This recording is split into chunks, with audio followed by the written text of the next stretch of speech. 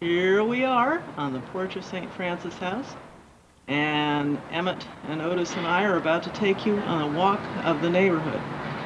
This is the view. I'm not sure how this is going to record. There they are across the street from our porch. You can see Second Congregational Church up the hill. The Drop-In Learning Center is on its backside. The house next door is for sale, and we'll see what we do about that. This is looking down the street towards the Radisson, which we'll show you in a minute. That's our neighborhood grocery store straight across the street, and our neighbor, the architect, on the corner. Hello, Anne-Marie. We're looking at Patsy's house. The neighbor is walking home. He's coming down the street, looking up to the third floor. There used to be an attic, and the two little rooms you see there are Nathaniel's room on the right and Sarah's room on the left. And we'll move over a little bit to the right and see the living room. Oh, sorry, I thought you meant go to the right and see Eric's house. Up the street, this is Williams Park. Hang on just a minute. What do you call those things? Dormers. The dormer in the back is the living room. Our sitting room on the third floor. With fireplace. And on the second floor, right above the porch, is the National Episcopal Urban Caucus office. Yo. My study / guest room, depending on the situation. We'll give you an inside tour when we finish the outside tour. Okay, now we go up. Now we're heading down the hill and looking into the sun, which is probably a very bad idea. This is the courthouse next door. We're in between two courthouses, actually. I think we'll wait till we can look back so not be looking into the sun. Up the hill, and Emmett and Otis are about to cross the street in front of the courthouse. I'll see if I can give you the view. There they go. Going across to the courthouse, straight down the hill, and I'll turn this way so as not to be looking in the sun. Going this way, now you can see the Radisson. And looking down this street, you can see St. James and Whale Oil Road. That's where our directory is, the white column building on the right. And that's St. James, where we had the glorious liturgy that Ed preached at on Thursday night and Byron preached on Sunday morning. This is Governor Winthrop Boulevard. This circle will take you across the street right now.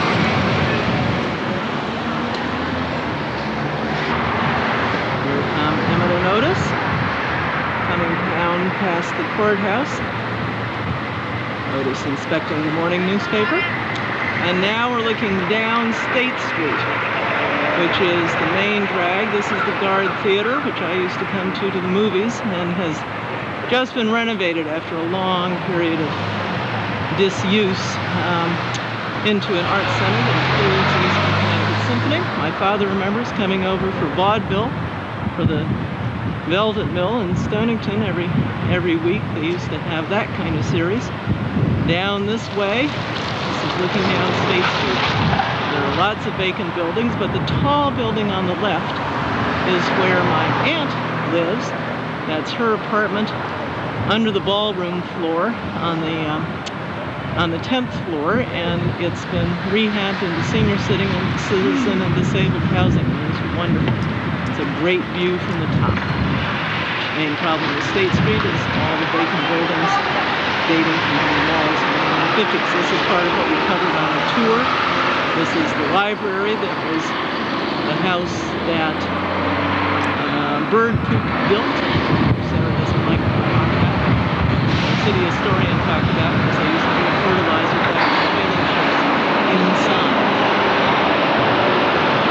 Down Huntington, this is All Souls Unitarian Church, where the idea for the Drop-In Learning Center was born in a series of conversations about education in New London back in 1968, 69, and that's the church spire directly ahead of us is Sarah's school church, St. Mary's, Sea. I'll show you her school when we get around the corner.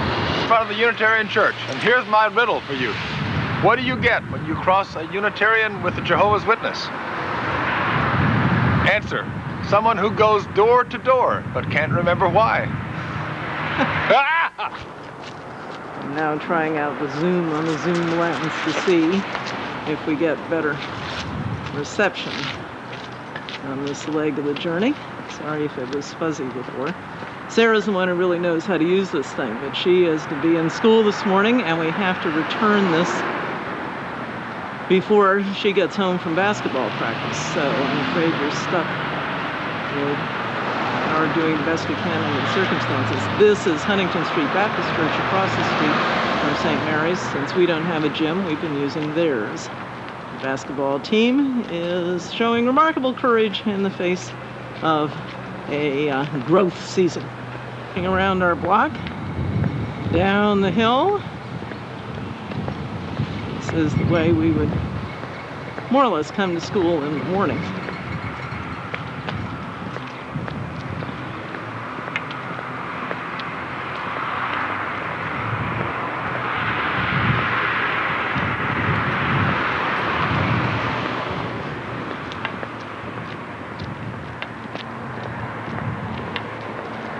Yet another vacant building. Linda's looking at everything to see what we might come up with as alternative urban high school, urban education reform movement setting. This is the Women's Center right here. And their facilities for dealing with domestic violence. It's on the property, or right next door to the Covenant House, which was started as a homeless shelter by a partnership of the Episcopal and Roman Catholic churches. The Covenant Shelter.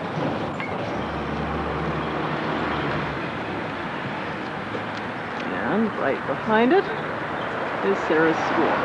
Houses we looked at for St. Francis House. Definitely needed even more work than St. Francis House. This is looking across the parking lot to Sarah.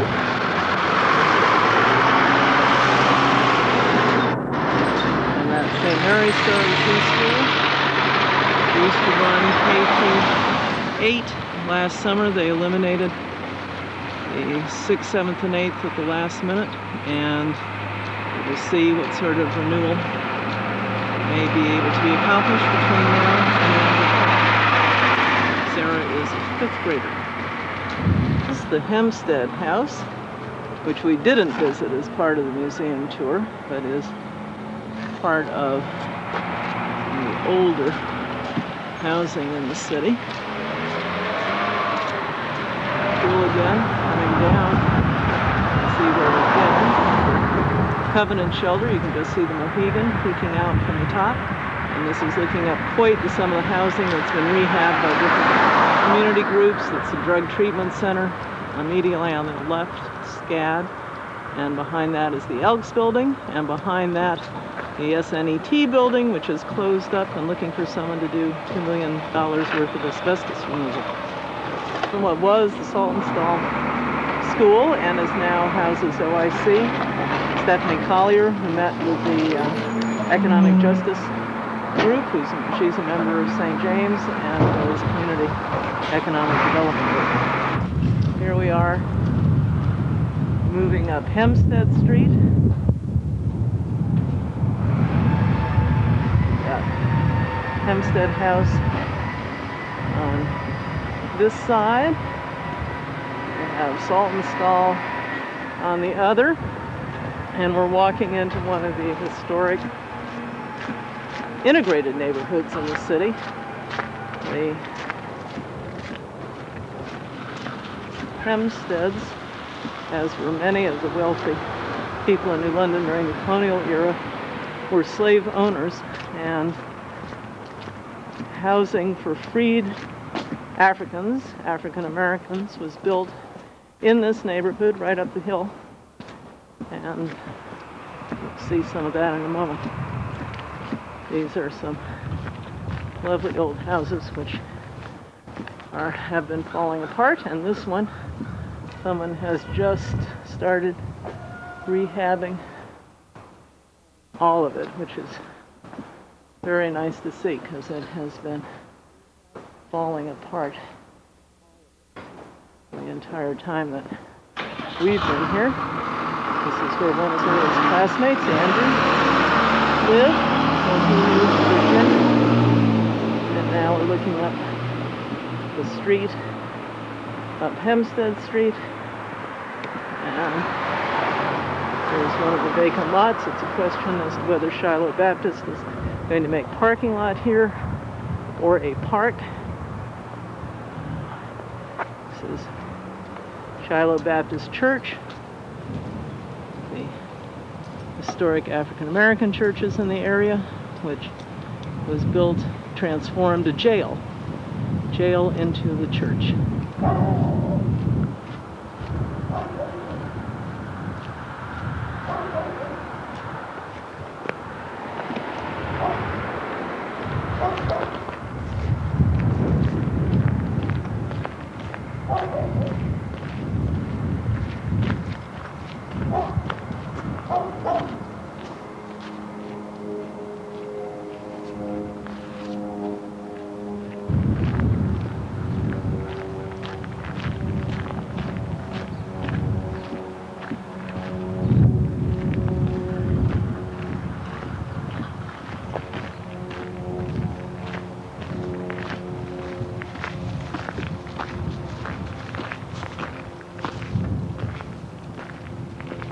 Continue to follow our trailblazers here.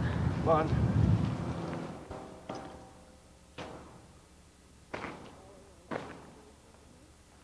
Continuing up Is an operation? up the street,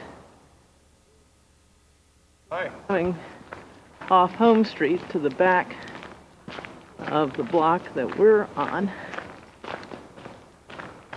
coming to Franklin Street, where a lot of these houses seem to be in the process of rehabilitation. We'll know more about that by the end of next year. This is looking back down Franklin to J Street, where we came off when we were looking at the, was coming this way. I'm going to swing on to Cottage Street on the way, our way home. A lot of houses that nobody's taken under their wing yet.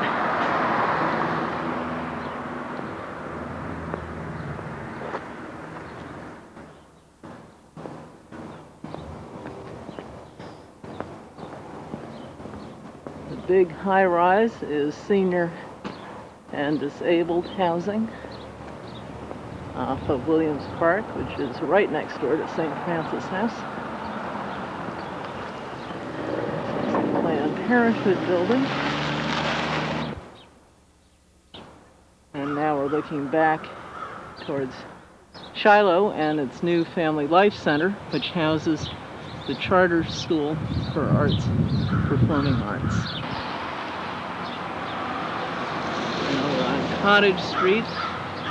We looked at several of the buildings here, but they were, this brick one, for instance, had been cut up into something like 20 single bedroom apartments. And we asked why they didn't do floor throughs, and the owner looked at us as if we were crazy. The economics spoke for themselves. So, since there were lots of, not choose this building, this one that we're coming up on, which is right across from the courthouse and is slated for demolition, evidently replaced our house as the neighborhood crack house. It looks like it was quite a nice house with that wraparound porch, but whoever owned it let the roof go, and so at this point it's just slated for demolition. And as you can see, it's right across. This is all courthouse parking. And again, we're right at the back of St. Mary's. St. Emmett, waiting to cross the street. That's the St. James spire in the background. Our architect neighbor across the street, St. Francis House from the back, vacant lots, and our building here was slated for demolition. I'll give you a better look at our backyard in just a second. This are now standing on our off-the street parking. You can see it probably was a carriage house at some time. So we're thinking it's like an L-shaped lot. So Bunchy tore out all the brush on that back hillside. That's the potential meditation garden, which we hope will do within this spring actually. And you can see the back of the house now. That's where Chrissy lives, on the top floor of the building in the rear. And there is the dormer window for Emmett and my room, and the children's study space / computer room you can just see off the back. You'll see the dormer, that's our bedroom. And at the eave of the old attic is a little tiny window. And next to that, to your left, is the window in my closet. I've got the only closet in the universe with a window in it. Never mind with magenta walls. Right. Which was Nathaniel's idea. A great idea at that. Youth group from Old Lyme came over to clean out this part of the yard, and I think we'll need them to come and do spring cleaning shortly. Here we come, up the hill. This is how Otis and I usually walk back from taking Sarah to school in the morning. You can see Williams Park straight up the street. Good place for playing Frisbee.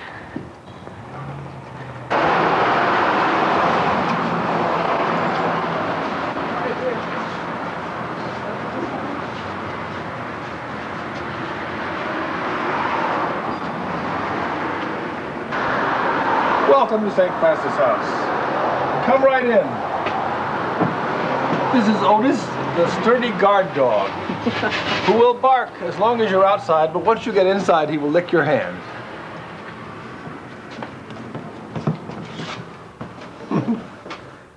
Shut the door, cameraman.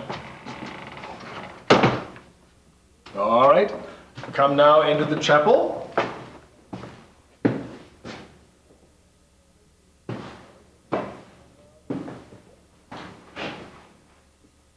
The icon on the altar is the Old Testament Trinity, the icon of hospitality. And the crucifix above the altar in the window, that one, is the one that spoke to St. Francis at San Damiano and when Jesus told him to rebuild the church. And this is where we pray every day, and where we have the prayer and Bible study for clarification of thought on Friday nights. And that's Oscar Romero, whom you will have seen in our chapel in Boston.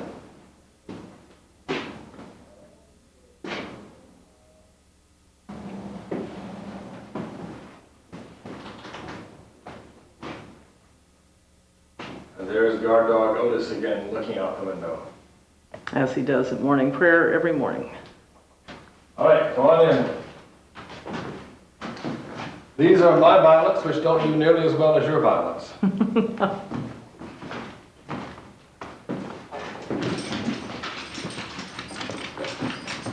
This is the parlor, where we sometimes have meetings, and sometimes watch TV, and sometimes just have tea. And that's Otis's couch. Now come in this way. These are the Blakes that we put up when Emmett did clarification of thought on Blake. And these are your goddaughters' recent works, which we put up here because she wants to have a St. Francis gallery. So this is the beginning. And look at this closely, because you're going to see this is the scene from her window upstairs. So I think you'll recognize it shortly. Okay.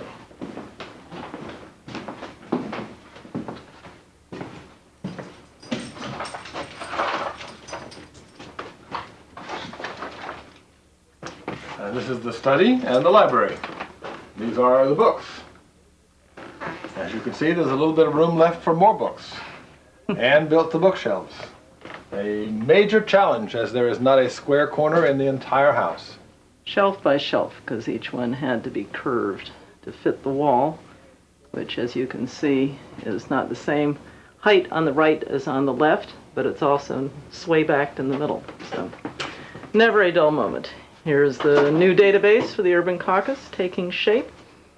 This is where Emmett does all of his work, and Otis is sitting in one of the chairs in which he does spiritual direction. You may remember those from Boston as well. So this is his study. All right.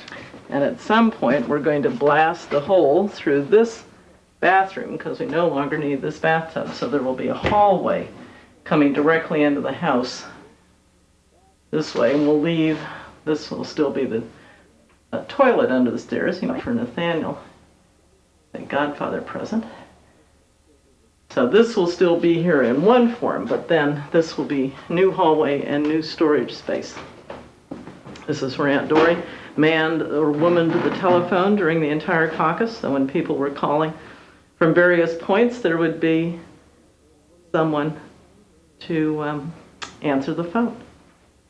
9:10. Now we go to the dining room.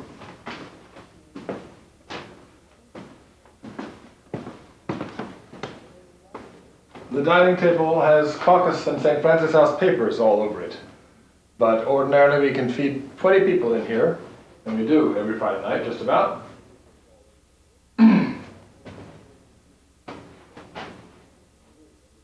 These are the house bulletin boards, and we got excellent publicity for the caucus from the New London Day and from the Norwich Bulletin.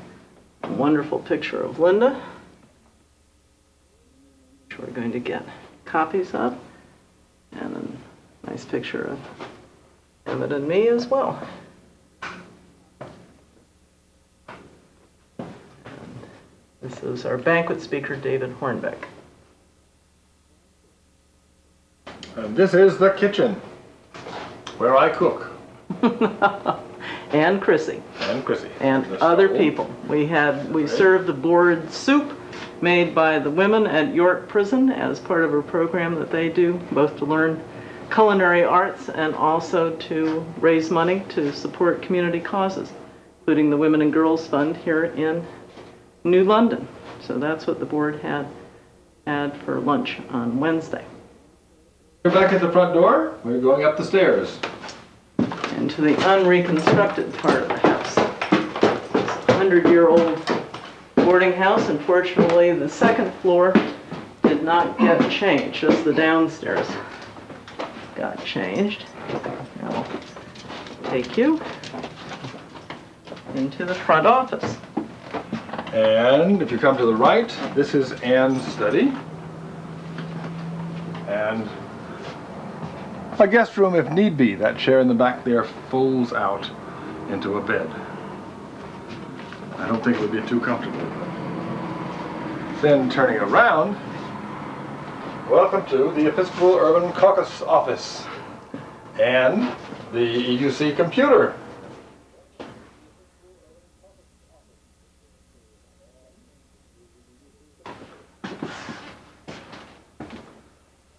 This was clearly a bathroom before. There was a sink here, but it's gone. Coming down the hall,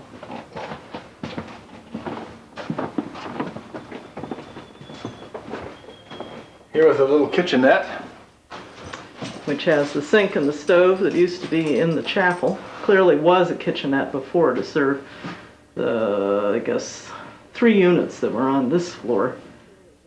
And it's set up so that if the children or anyone living here wants to have hot chocolate, they can do it without going downstairs into the middle of a meeting.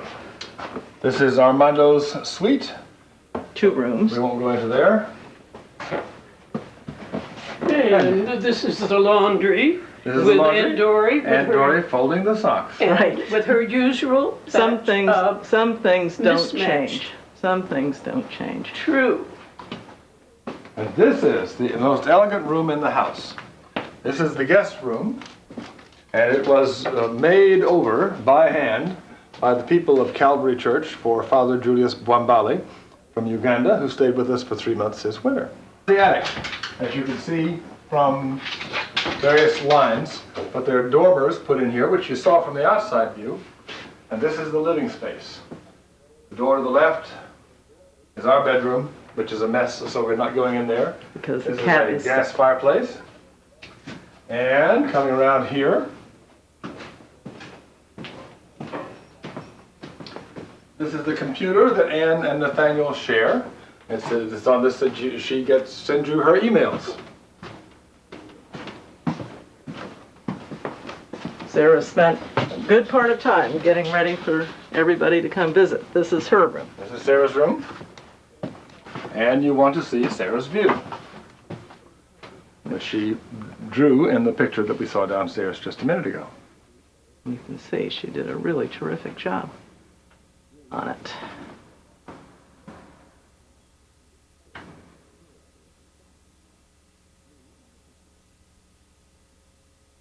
There's a bunk bed, her request. There's her puppy dog on the top.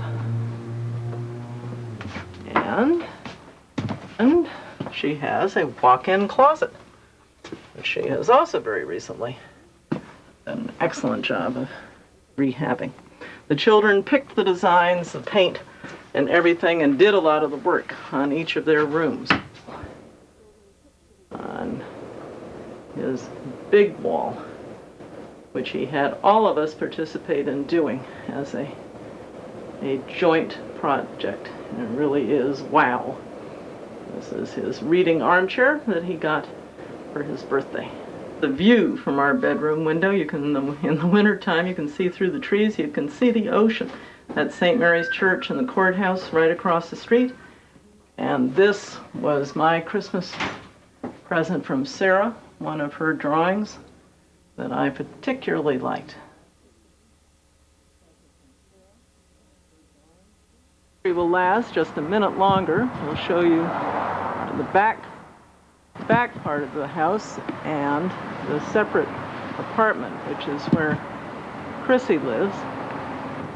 This is the Calvary Hermitage, a Calvary church redid that was rental property when we got the house, and downstairs is the totally gutted apartment that Chrissy is going to try to get some of her friends to help redo.